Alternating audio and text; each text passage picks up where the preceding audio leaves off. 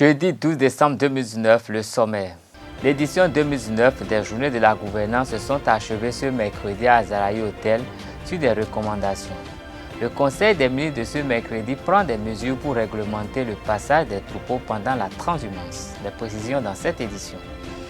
Mal positionné en compétition africaine, Esaü FC recolle avec la tête de la Vitalor Ligue 1. Papa.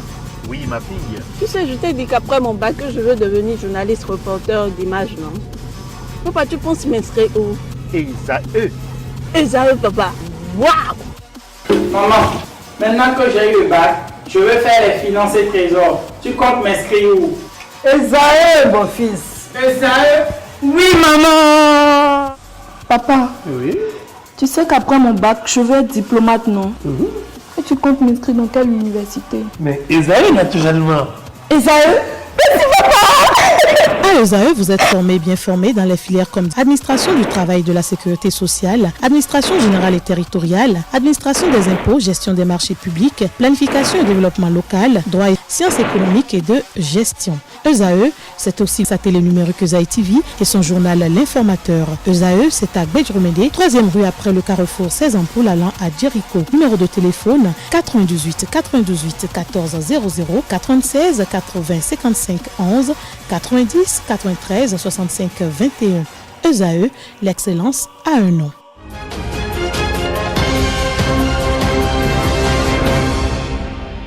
Mesdames et messieurs, bonsoir. Ce mercredi 11 décembre, jour du 29e anniversaire de la Constitution béninoise, la 3e édition des Journées nationales de la gouvernance s'achève à Azalaï Hotel sur des recommandations de nature à rendre effectif l'enseignement du civisme à tous les niveaux de l'éducation. Le compte rendu de la rédaction. Enseigner le civisme et le patriotisme à l'école pour contrer la corruption. C'est l'objectif de la 3e édition des Journées nationales de la gouvernance tenue à Azalaï Hotel de Cotonou du 10 au 11 décembre 2019. Les principales recommandations formulées au cours de cette Journée nationale de la gouvernance se présentent comme suit. L'introduction dans les curricula des établissements secondaires, techniques, professionnels, des cours sur l'éducation à la citoyenneté.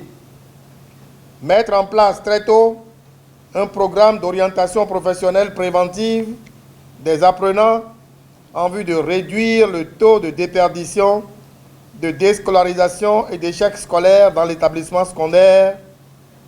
Travailler dans le même sens au niveau de l'enseignement supérieur. Renforcer ce qui est déjà fait au niveau de l'enseignement maternel et primaire pour qu'au bout du rouleau, nous puissions avoir des résultats escomptés.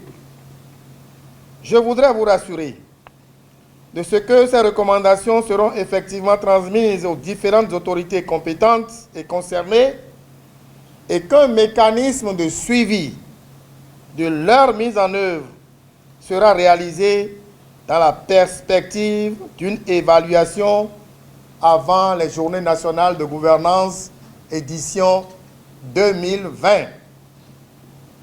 Il m'importe d'exhorter les différentes parties prenantes concernées par les recommandations des Journées nationales de gouvernance 2019 à leur donner une suite favorable en vue de l'instauration dans notre pays à court, moyen et long terme d'un environnement favorable à la pratique de la citoyenneté dans toutes les sphères sociopolitiques et économiques pour le développement de la nation béninoise. Les délégations étrangères n'ont pas manqué d'apprécier cet instant d'échange autour du thème « L'éducation à la citoyenneté, défis, enjeux et perspectives pour le développement du secteur de l'éducation au Bénin ».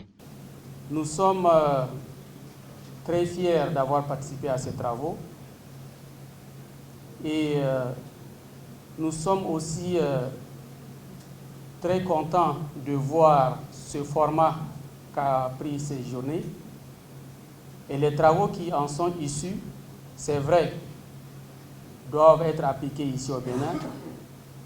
Mais nous vous assurons que nous allons essayer au maximum de les reproduire chez nous parce que c'est le même enjeu. C'est la même chose que nous sommes en train de faire. Les apprenants béninois vont être formés à la citoyenneté dans les années à venir si les recommandations des 3e JNG sont mises en œuvre. Toujours dans le cadre des Journées nationales de la gouvernance, le panel chargé d'étudier les moyens de redynamiser l'enseignement du civisme et de la citoyenneté dans les lycées et collèges a présenté ses priorités en 4 points. Suivant nos discussions, nous avons priorisé 4 défis, à savoir 1. Introduire dans les curricula d'éducation civique, dans les enseignements secondaires techniques et de la formation professionnelle. En 2. Impliquer davantage les acteurs du système. En 3. Renforcer la communication pour la promotion de l'éducation civique dans les enseignements secondaires, techniques et professionnels. 4. Pour finir, nous avons proposé de varier et optimiser les alternatives éducatives pour que les déscolarisés ne tombent pas dans les rues.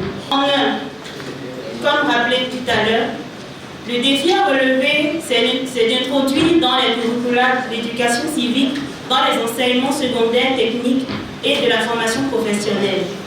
Pourquoi nous souhaitons introduire l'éducation dans les curricula? C'est en fait pour qu'à terme avoir l'obtention d'un cadre réglementaire pour l'éducation civique dans les enseignements secondaires techniques et de la formation professionnelle. Il y a des travaux que beaucoup d'ONG ont eu à faire dans ce sens. Malheureusement, notre État n'a pas encore pris, on va dire, des notes ou des circulaires pour rendre effective l'utilisation et l'intégration de ces manuels proposés par les différentes ONG. Alors, ceci passe par la capitalisation des acquis en la matière. Pour être plus précis, on va procéder par un état des lieux, l'actualisation, l'harmonisation, la définition du profil spécifique de l'enseignant qui animera la matière. On va attribuer à terme un coefficient pour rendre en fait obligatoire cette matière-là au niveau des élèves. Parce qu'on a remarqué que lorsqu'une matière a plus de coefficients, l'élève il est plus intéressé à mieux se donner. Le responsable ici identifié est de façon technique. Nous l'avons proposé la DIPI, entendu la direction de l'inspection pédagogique et de l'innovation de la qualité du ministère en charge des enseignements secondaires, avec qui nous avons proposé toutes les ONG intervenant dans le domaine et les autres acteurs du secteur. L'échéance ici proposée, c'est septembre 2023. Nous souhaitons en fait que l'éducation civique soit introduite pour la rentrée prochaine, parce que la rentrée actuelle est en cours. Et en principe, c'est courant avril que les différents responsables devront s'asseoir pour définir ce qu'il y aura dans les programmes. Donc, on espère qu'à la rentrée 2020-2021, qui devra débuter en principe courant septembre 2020, prendra en compte ce défi-là. Tenu sous la présidence du président Patrice Talon, le Conseil des ministres de ce mercredi 11 décembre a pris les dispositions pour éviter les affrontements séculaires entre bergers et exploitants agricoles des zones concernées par la transhumance. Le ministre de la Communication et des Postes, Alain Orunla, donne des précisions au cours du point de presse à l'issue du Conseil. Gestion de la transhumance nationale en République du Bénin. Les mesures énergiques prises par le gouvernement ces 3 dernières années ont permis de limiter considérablement les effets pervers du phénomène de la transhumance. Ainsi, le nombre de victimes est en baisse continue. Dans le but de maintenir et d'optimiser cette bonne tendance, le Conseil a décidé de réorganiser la transhumance des animaux à l'intérieur du territoire national qui sera, pour la circonstance, subdivisée en 2 zones. La première part de la côte jusqu'à la latitude nord de la commune de Dassa-Zoumé et est dorénavant réservée aux seuls troupeaux d'éleveurs nationaux établis au Bénin. La seconde va de la latitude sud de la commune de Glazoué et s'étend jusqu'aux frontières nord de notre pays et est également réservée au même cheptel. Au-delà de la réorganisation de la transhumance, cette mesure vise à promouvoir un nouveau type d'élevage dans notre pays pour garantir plus de sécurité et de rentabilité aux éleveurs. Les ministres intéressés par la mise en œuvre de cette mesure accompliront toutes les diligences nécessaires à cet effet. Le thème kabbalisme a été repris par nombre de mouvements religieux. Selon certains adhérents, la compréhension intime et la maîtrise de la Kabbale rapprochent spirituellement l'homme de Dieu en ce qui confère à l'homme un plus grand discernement sur l'œuvre de la création par Dieu selon ses adhérents. Invité sur l'émission Au cœur du mystère, le psychothérapeute Sylvain Kouassi est revenu sur la question. Suivez. La Kabbale, ce n'est pas une culture, ni un folklore d'un peuple. La Kabbale est une tradition ésotérique. Qu'est-ce que nous mettons dans une tradition ésotérique? C'est simplement une fuite d'Ariane qui nous relie à l'homme primordial, c'est-à-dire l'homme universel. Quand on parle de l'homme universel, on parle du macrocosme, l'univers en totalité. Et le macrocosme engendre le microcosme qui est l'individu total de l'être. Et cette Kabbale, la Kabbale a peut-être deux origines. L'origine d'Abraham, l'origine de Moïse. Mais Abraham, d'après la Bible, vient de la Mésopotamie. Est-ce que ça veut dire que la Kabbale prend source en Mésopotamie, en Sumérie? Non. Aujourd'hui, beaucoup d'archéologues ont cherché la trace d'Abraham, et vu que ça n'a jamais existé. En plus, il a existé, d'après lui-même, il a fait 400 ans d'esclavage en Égypte. Et donc la source égyptienne est un peu plus sûre. Et sa source égyptienne a commencé par Moïse, l'enfant noir, l'enfant de l'Égypte antique. Moïse ne connaît pas l'Israël, non. Il ne connaît pas le judaïsme, non. Le Dieu de Moïse, ce n'est pas le Dieu Yahvé, c'est le Dieu Yahoud, appelé Yahweh, du petit peuple de l'Égypte antique. Et Moïse a-t-il reçu la Kabbale? Pour une interrogation. D'après la Bible, Moïse a reçu la loi et le commandement. Pas les lois, la loi et le commandement. Ils assimilent la loi et à la Kabbale. Non, oui, attendez, la loi et le commandement. La loi inscrite dans la langue égyptienne, c'est Anoki Aton. Anoki veut dire Ankh, Aton. Aton veut dire le soleil. Donc l'étoile Anoki, ça veut dire 8. L'étoile à 8 branches est le soleil. Donc la Kabbale est la source de l'enseignement de l'Égypte antique. Donc la Kabbale qu'aujourd'hui les Juifs inclus dans tous les livres aujourd'hui qui sont des copies les uns sur les autres, c'est le schéma, la description des émanations, des 12 séphirotes, c'est tout. La fin d'année approche et beaucoup d'esprits mauvais circulent selon certaines pratiques religieuses pour provoquer des mauvais actes comme des accidents provoqués, les mauvais sorts, l'emboutement et bien d'autres choses. Se protéger contre les mauvais yeux et mauvais sorts, la jalousie, la méchanceté et bien d'autres maux qui minent la société par ces temps qui courent est, selon Maître Tao, primordial. Il explique les raisons pour lesquelles il faut se purifier avant d'entrer dans une nouvelle année selon ses pratiques religieuses. Spirituellement, avant de rentrer dans une nouvelle année, c'est une analyse personnelle que chacun doit faire, une rétrospection, une analyse de conscience pour voir est-ce que j'évolue normalement. Si quelqu'un évolue normalement, il n'a pas besoin de se préparer spirituellement dans rentrer dans une nouvelle année. Mais si lui-même il sent en lui qu'il y a des défaillances, il y a des situations, il y a des difficultés, je n'arrive pas à atteindre mes objectifs, je pleure tout le temps. Quand je vais évoluer, j'évolue difficilement. Tout ce que les autres ont facilement, moi j'ai pour moi difficilement. Je ne supporte pas ne pas connaître comment je vais m'organiser spirituellement. Si tu es un humain et que dans ta vie, tu sais que Dieu existe, il y a des démarches spirituelles qu'il faut faire. On a déjà parlé du pardon dans d'autres thèmes avant, on a parlé de la réconciliation dans d'autres thèmes, mais il faut se préparer. Un humain ne doit pas se laisser. On est béninois, africain. Même si tu te sens en Europe, tu es aux États-Unis, tu as été d'abord béninois avant qu'on ne t'aille. Se préparer spirituellement, c'est de mettre du carburant dans sa voiture et continuer son voyage sur la terre. Donc un humain qui est conscient et responsable doit se préparer spirituellement avant de rentrer dans une nouvelle année.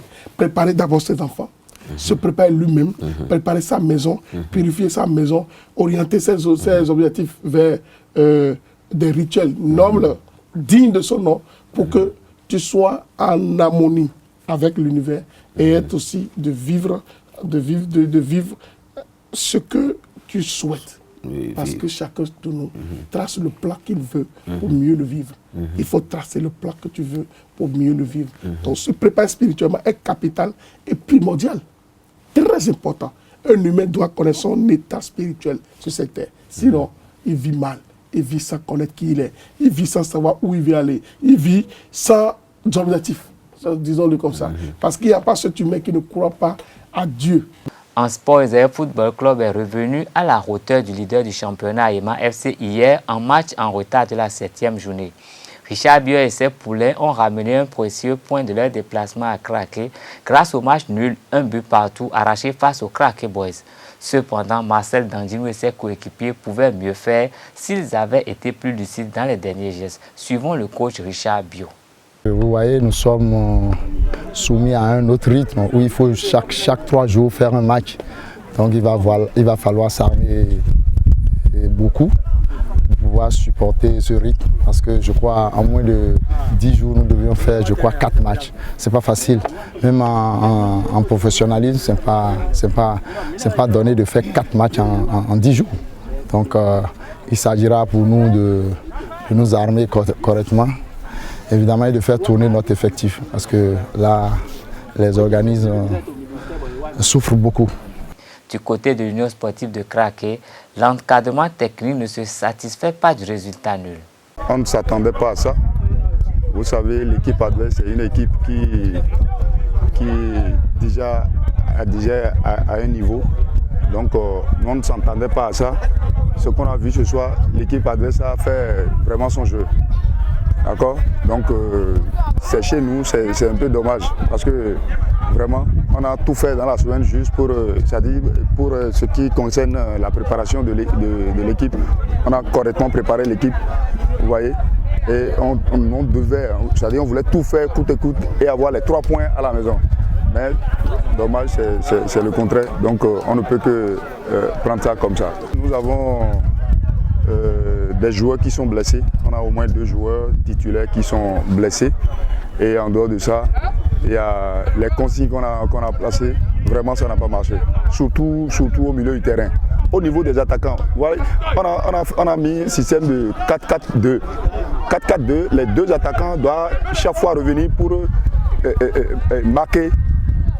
On a constaté que nos attaquants restent en haut et la réception aussi c'est pour l'adversaire. Donc c'est des choses comme ça qui nous a tués. On prend la balle aussi devant les buts et on jette. Voilà, c'est ce qui est arrivé. Donc on ne peut que accepter. C'est arrivé, ça m'a touché beaucoup. C'est sur cette note sportive que nous mettons un terme à cette édition. Merci de nous rester fidèles. Gardez le réflexe www.ezaotv.pj. Bonsoir.